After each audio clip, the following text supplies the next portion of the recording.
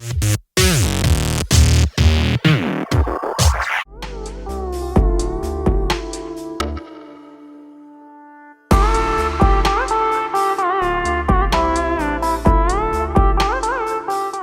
चीज़ मुझे काफ़ी अच्छी लग रही थी कि मुझे सेम एक ही कोर्स में 2 चीज़ मिल रही है, प्रैक्टिकल और थियरी। क्योंकि अगर वो प्रैक्टिकली कराते तो हम थियरी पता नहीं चलती, सेम वे थियरी दिखाते हो हम प्रैक्टिकल नहीं कर पाते। तो वो दोनों को अच्छे से बैलेंस करके हमको कोर्स आगे बढ़ा रहे थे। और पर्सनली उन्होंने सबके साथ इक्वल रखा है कि मैं इवन बिगिनर हो या फिर एडवांस लेवल के डांसर हो, मैं दोनों को एक चीज़ प्रोवाइड करूँगा और वो दोनों एक लेवल पे आ जाएंगे at the end of the course. तो वो मैंने अपने आंखों के सामने देखा है। कुछ लोग बिगिनर थे, कुछ लोग एडवांस थे, दोनों में मैंने ग्रोथ देखा है। मैंने खुद के अंदर भी ग्रोथ देखा है कि मैं 20 दिन पहले क्या था, मैं 20 दिन बाद क्या हूँ। इवन उन्होंने भी हमारे साथ ये शेयर किया था कि जैसे कि आपने हमारे साथ प्रॉब्लम्स दिखाए थे, वैसे भी उन्होंने हमारे फर्स्ट डे में वो दिखाया था कि एज अ डांसर आप शब्दकला को, लिरिकल कोर्स को क्या मानते हो, लिरिकल क्या होता है आपके तो हम लोगों ने लिखा था। और लास्ट डे में हम लोग का टोटली वो जो आंसर था वो टोटली चेंज हो गया। जैसे कि अभी आपने प्रॉब्लम्स दिखाए तो अभी हमारे टोटली आंसर्स में हम कॉन्फिडेंटली दे पा रहे हैं कि हमारे ये प्रॉब्लम्स क्लीन हो गए। सर ज़्यादातर वो कोरियोग्राफी जो करते हैं वो मतलब लाइव करते हैं, मतलब वो आपको स्किल्स सिखा देते हैं, बता देते हैं कि यहाँ पे मैंने ये पोस्चर इसलिए लिया है। मतलब वो कोरियोग्राफी करते भी हैं तो वो एक समझा देते हैं, तो हमें कोरियोग्राफी कर मतलब सीखने में मतलब ज़्यादा मुश्किल नहीं होती। तो उनका टीचिंग मेथड इस तरह से कि मतलब वो बहुत अच्छे से सिखा देते हैं। तो वर्कशॉप में मतलब बहुत अच्छा एक्सपीरियंस हुआ था। उसके बाद मैंने डिसाइड किया था कि मुझे ये शब्दकला वाला ये जो कोर्स है वो करना है। बट उसके बाद मैं यहाँ पे क्वेरीज कर रहा था कि मुझे कोर्स करना है, बट वो थोड़ा सा लेट हुआ था कि कोर्स थोड़े बाद में रखा था, तो उस हिसाब से मैं बाद में आया था। तो यहाँ पे आने के बाद मतलब पहले ऐसा होता था कि मुझे लग रहा था कि क्या मैं मतलब अच्छे से सीख पाऊँगा ये।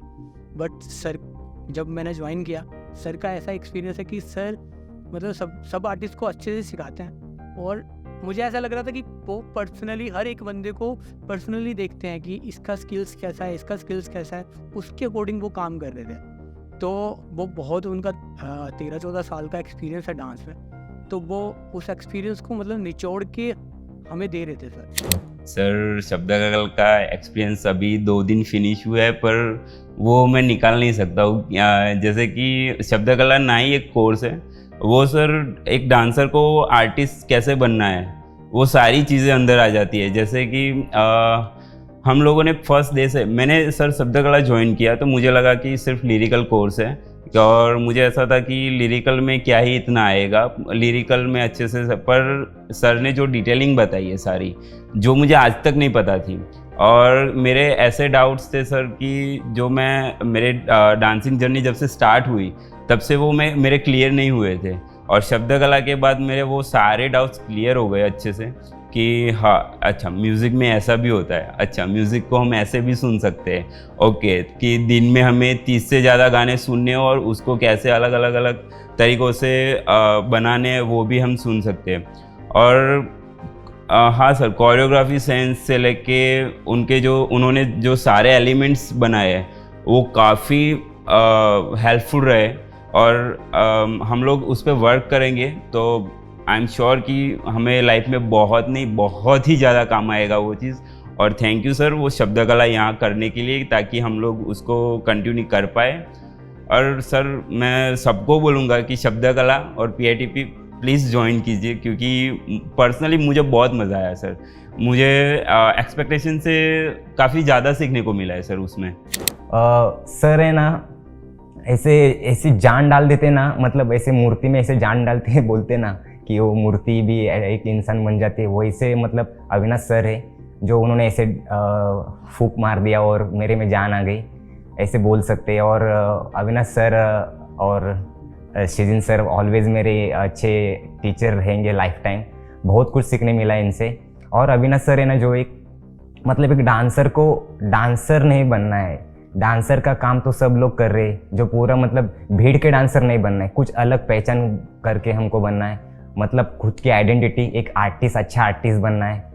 मतलब आइडल्स बता रहा है कि आपको एक आर्टिस्ट कैसे बनना है एज ए इंडिपेंडेंट, जो मतलब पूरा आपको मतलब इंडिया अगर एज अ डांसर से मत जाने, अगर कुछ इंडिया सीखना चाहते तो आपसे सीखना चाहते, क्या है आपके, क्या आपका काबिलियत, तो आप कैसे क्रिएटिव खुद का निर्माण कर सकते हो। ये चीज़ें यहाँ बहुत सीखने मिली। शब्द कला तो पूरा मतलब बूम था मेरे लिए, बूम था। तो जैसे कि आपने देखा कि शब्द कला के स्टूडेंट्स के फीडबैक क्या आ रहे हैं, आखिर में वो समझ पा रहे हैं कि लिरिकल स्टाइल है क्या, या इसके एलिमेंट्स कितने हैं, या फिर ये कितने तरीकों से एक गाने को अलग अलग लेवल पे जाके आप कोरियोग्राफ कर सकते हो।